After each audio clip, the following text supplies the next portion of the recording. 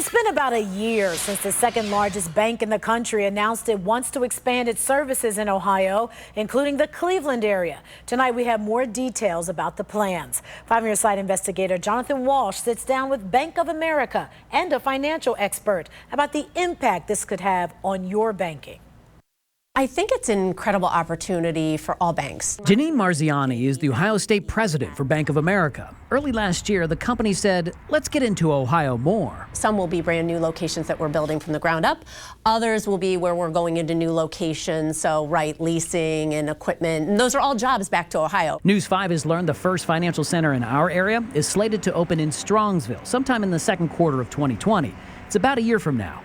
The company will start its expansion in Columbus and Cincinnati later this year. So you were at the Federal Reserve here in Cleveland? Yes. We caught up with Lakshmi Balasubramanian, an assistant professor of finance at Case Western Reserve University. For consumers, you're going to see a wider selection of services.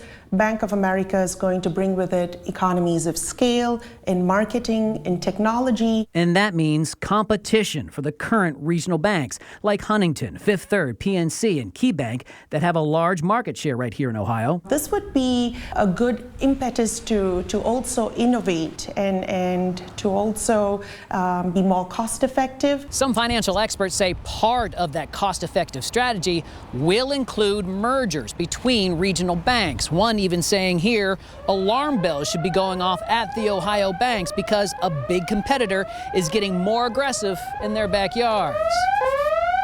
Simply put it, if you have a buyer who is willing to pay a premium to get bigger market share, yeah, you are going to see a lot of consolidation taking place. I do feel like there is a place for regional banks, national banks, in terms of what we need to do to serve our local communities here. Both Janine and Lakshmi use the term healthy competition when talking about Bank of America's plans for bringing local branches, retail hubs into our state. This is all a new investment in Ohio.